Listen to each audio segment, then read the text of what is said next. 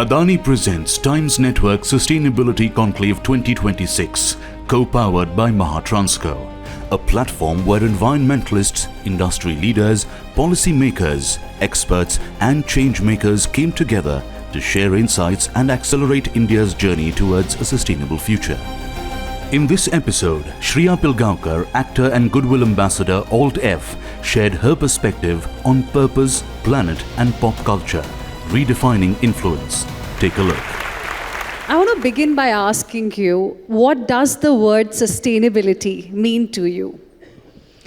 To begin with, I must say that I'm not here as any kind of expert. I'm here as a very curious person who's started a journey to really understand what is the kind of awareness I want to build, what is the kind of impact at my level I want to create. A friend of mine, whose name is Amogh Varsha JS, who's made a film called Wild Karnataka, he spoke on a panel recently and he said it very beautifully that the word sustainability needs to be replaced by survivability. Because today, we tend to use the word sustainability so casually, but looking at what's happened with climate change in the past few years, I don't think we're fully able to comprehend how difficult things are going to get. I mean, just look at the rainfall deficit this year to begin with. So I would say for me, sustainability has become a far more grave issue, which we feel कि अभी हमें उसके effects immediately पता नहीं चल रहे हैं, छोटे-छोटे ways में. But there will be a time where we will be hit by it in a way where we can't escape. So I think that awareness is now coming in all industries, and I'm happy about that consciousness that's come into the world. That's a very interesting description you gave to us, because it is extremely important for us to understand that climate change is real and sustainability or survivability, as you said, has to be the mantra for life. Look at what's happening in Europe, heat wave. I don't think anybody ever imagined that Europe will have a situation like that. I mean, not even Europe. I mean, recently I heard the rainfall in Bangalore has been like 50% less, and my friends who work in this industry have been telling me about it. And I realized that we go on with our lives knowing so little about this, whereas that truly impacts us in every single way, which is why I'm somebody who's even more curious now to understand that at our micro levels, what is it that each one of us can do? How do you think you can also inspire others? Because when, like you spoke about how you got into this project with your mother, it was a small plantation drive that you did with your mother. Here's the thing about biodiversity. The videos do not really go viral as we see of climate change really going viral across the world via Instagram, etc. So what do you think people can do at a local level? How can they get inspiration from what you're doing at a local level that can help improve local biodiversity? I'm not in a position to answer that question because I don't think I've done enough to be an inspiring figure to anybody in this matter. But I will say that more than speaking about it, we think of being modern and progressive as only moving away from what was. But I think even if you go back and see traditionally, what was our land? What was our produce? Where was it coming from? How were people, what was their relationship with land? We're a culture that looks at mountains and rivers as sacred. So I think going back to that sentiment and realizing why, I mean, that is God essentially, isn't it? Jo hame itna kuch de raha hai. What is our responsibility towards it?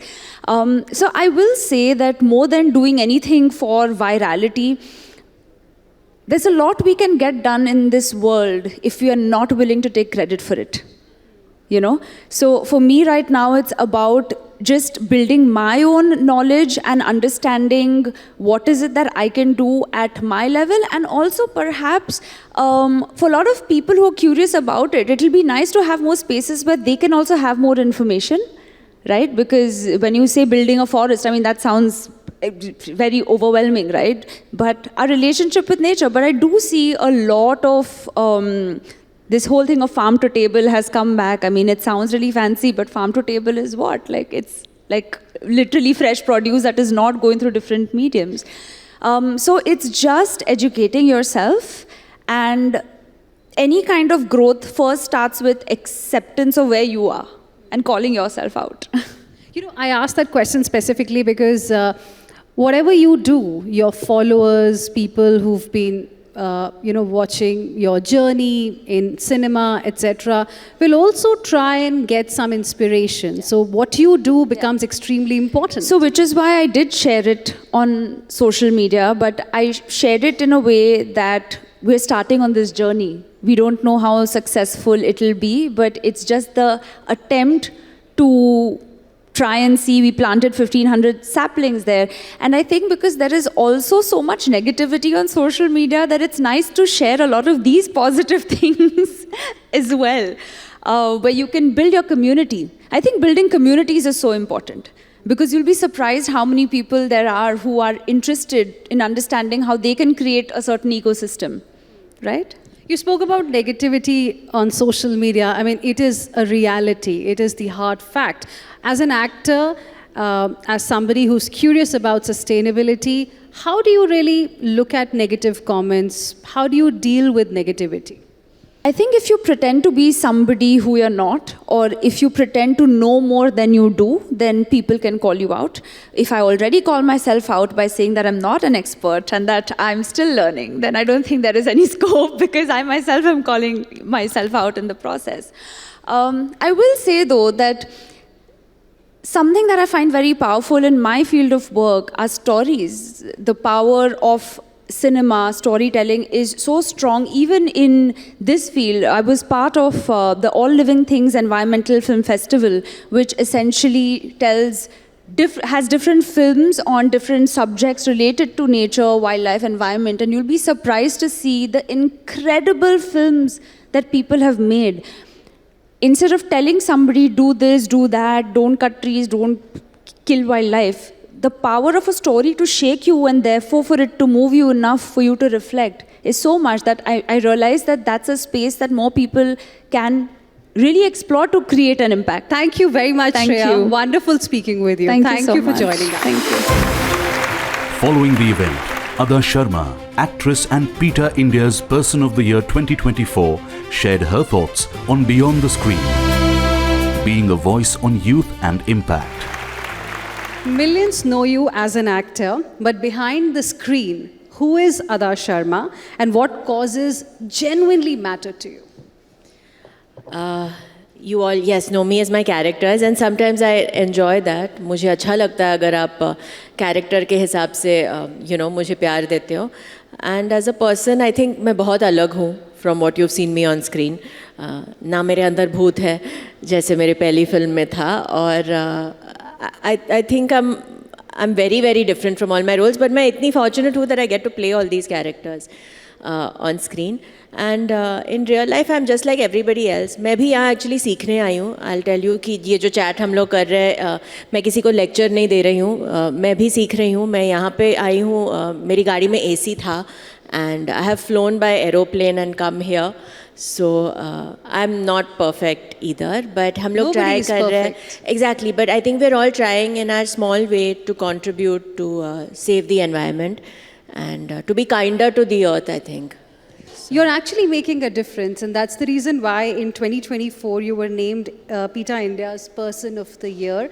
You are a prominent animal rights advocate as well. What really drew you to this particular cause? Was there any incident? Is it something that's close to your heart? What's the reason? What has been the inspiration behind it? I think मैं जब छोटी थी, I was always told to be nice to animals, so it was never a cause. It was always a natural thing कि it's normal. जैसे आप अपने friend की mummy को आप खाओगे नहीं, वैसे आप किसी जानवर की मम्मी को नहीं खाओगे. It was like that, and I think everybody teaches their children be good to animals, but I think कुछ जहाँ पे selective compassion है, and you're kind to dogs and cats, but you're not kind to chickens and the other animals that you eat. But I think मुझे सिखाया गया कि सब equal है. जितनी important एक इंसान का जान है, उतनी ही important एक जानवर का भी है. So I just grew up learning that from my parents, and I actually think human beings बहुत kind है और सब people want to be kind to the environment. कोई ऐसे नहीं है who says I want to destroy the earth. Maybe लोग जानते नहीं हैं, or maybe they have not बचपन से वो empathy they have not put in their system for others. It's like my friends and my people and that जानवर्स people. So वो तो मैं खा सकती हूँ. I think it is that. So मेरे लिए एक्चुअली कॉज नहीं था. It was just a way of life that I grew up with, I think.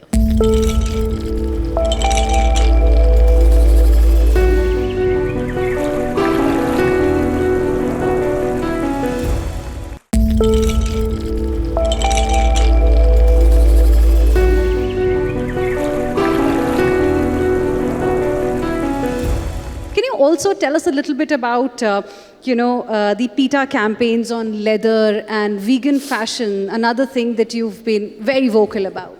I have actually, and I really believe, and I hope that, as actors, आप लोगों को, I hope, inspire करते हो. बहुत सारे लोग आपके fashion choices या आपके hair color से भी छोटी चीज़ें like this, उससे भी inspire होते हैं.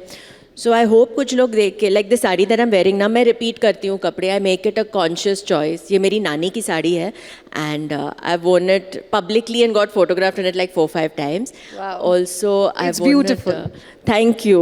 But I want people to know कि आप repeat कर सकते हो. गुनाह नहीं है. And I feel when you see an actor do it, sometimes we think, oh, वो actor कर रहा है तो शायद मैं भी करूँ तो गलत नहीं है. I think बिल्कुल गलत नहीं है. You should repeat your clothes. And I don't know, I think alternatives of leather, there are so many now. जो, again, you're taking an animal's life for a belt or a shoe. मुझे तो काफ़ी tacky लगता है, I think. आप किसी का जान ले रहे हो for a belt. I mean, उसकी जान की कीमत एक belt है. It's, and you get alternatives now जो which are very, very, I mean, they look and they feel exactly like leather and they are cruelty free. Any other lifestyle changes that you have made because you feel it's good for the planet, so I should do it? मैं बहुत vocal हूँ about using plastic actually, and मैं cloth Not bags. using plastic. About people who use. I vocally tell them, please don't. Again, who are you telling? I mean, I don't go lecture in the middle of a market, but my friends who are, I have friends who are very well-to-do, who have cars and who travel with cars and drivers. So you have your car, you can keep a few cloth bags in the car. So if you purchase vegetables and fruits, you don't need to take a plastic bag from there. These small things you can inculcate in your life. So I do. I'm like that annoying friend who says, try to karo na, arey try to karo na, try to karo na, try to karo na. So that I do with plastic with my friends. And I feel, see, I mean, a forest is, the trees didn't just come up overnight. It started with seeds. आपका एक आप decision लोगे, it can just become a whole movement.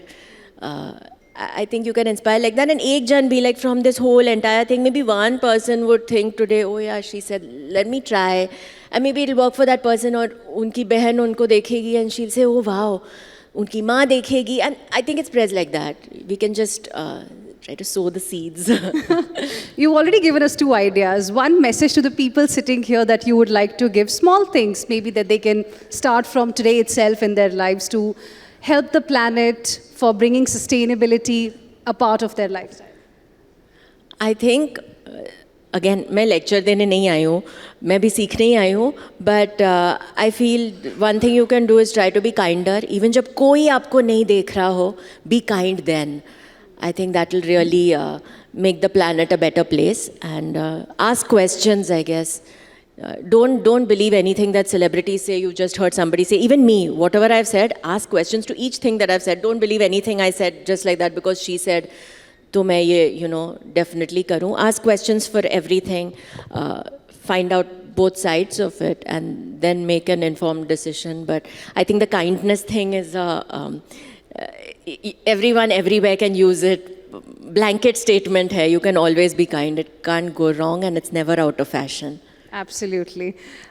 Young people, at times they want to bring about a meaningful change. They want to create something, but they don't know how to really begin. One message that you would like to give to them? I think if you want to start with sustainability, the most sustainable outfit is the outfit in your cupboard that you already have. तो वो पहले आप 100 बार पहन लो. Instagram पे मैंने बहुत amazing videos देखे हैं एक्चुअली, जहाँ पे लोगों ने अपने वो आउटफिट्स को क्रिएटिवली like deconstruct करके किया है, like jackets that have patches from all that. So you can do that, but or just wear it again, yeah. Just, I mean, I just can't say that enough. Repeat your clothes. Thank you. Thank you very much so for much. speaking Thank with you. us. Thank you. Up next at the event, renowned musician and three-time Grammy Award winner Ricky Cage shared his views on composing change, championing sustainability through music. The initial years of your career, you were really making commercial music, or you're making music for commercial reasons. How did the switch happen from musician who was making jingles for advertisements to someone who's now making music for the environment? So, yeah, as you said, I started off my career making music for commercials for television and radio, and I was making commercials for pretty much every brand you can possibly imagine and a competitor, and in different parts of the world. I was working very hard doing that. And then it sort of struck me after doing that for about 13 years that these big brands have understood, the power of music. Because music is a very powerful language, not just for communicating a message, but for retaining that message deep in the head of a listener. Every nation has got a national anthem.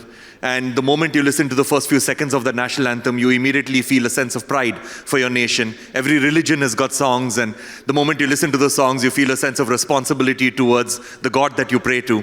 So music is very powerful, and these big brands understood the power of music, that they could sell products or services, through the medium of music. And so I felt that, that I feel strongly about so many different topics, especially when it comes to the environment, when it comes to sustainability, comes to positive social impact. And then I felt that, okay, as a musician, maybe I should be creating music based on topics that I feel dearly about and topics that I want to communicate to my audiences. So that's what started the first step of that particular journey, that I decided that I'm going to create music based on things that I want to communicate. But then, of course, the second step, as you know, Zaka, is that the second step happened, in 2015 when I won my first Grammy Award for an album which was based on sustainability and on peace and sustainability. So I met the Honorable Prime Minister after winning the award, and the Honorable Prime Minister saw how passionate I was about the environment and about mitigating the effects of climate change and about sustainability and all of that stuff. And then that is when he actually inspired me that why don't you just stop everything and just focus on making music on the topics that are dear to you. And that is the plunge that I took after that, where I decided that every piece of music that I create is going to be about topics that are dear to me, which ended up being mostly about the environment. So Prime Minister Modi is the one who inspired you to make environmental music, or music for the planet, as it were. Yeah, he was my career guidance counselor, yeah. But tell me, Ricky, I mean, now that you've been doing this for about 10 years now, you've won 3 Grammy Awards, you've played at the UN, you're a Goodwill Ambassador for the United Nations. From using music as an instrument of change to actually moving people to take action, how has that transition happened? Do you think that transition has happened well? Is music now a vehicle to get people to change their behavior, understand climate and the risks of climate change, and therefore take action to mitigate it? Yeah, there are many aspects to this, and this can be quantified in many ways. So I'll give you a few examples. One is that, of course, that to have any kind of a movement to work effectively, you have to have a top-down approach and you have to have a ground-up approach. So that's how I approach my music. I do concerts to world leaders at the UN or to CEOs of Fortune 500 companies in intimate settings. So I do all of these kind of concerts where my messaging, when it comes to my music, is about what can you do as a person who can affect massive change.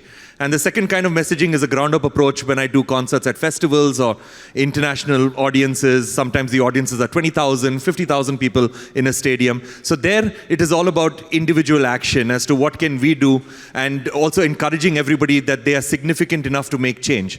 They're not insignificant, where the incremental changes that they make within their own lives actually matter, and that's what I try to message through my concerts.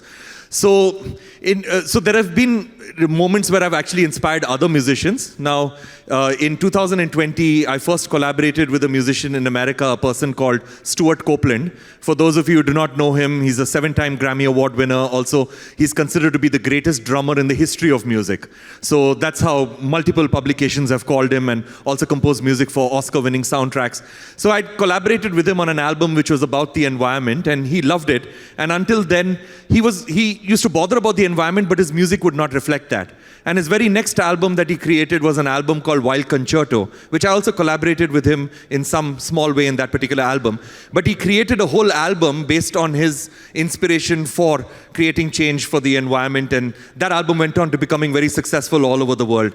And in addition to that, when it comes to world leaders, like in 2015 at the Climate Change Conference in Paris, every world leader had to come up on stage and give a speech, and most world leaders gave speeches which are about 10 or 15 minutes.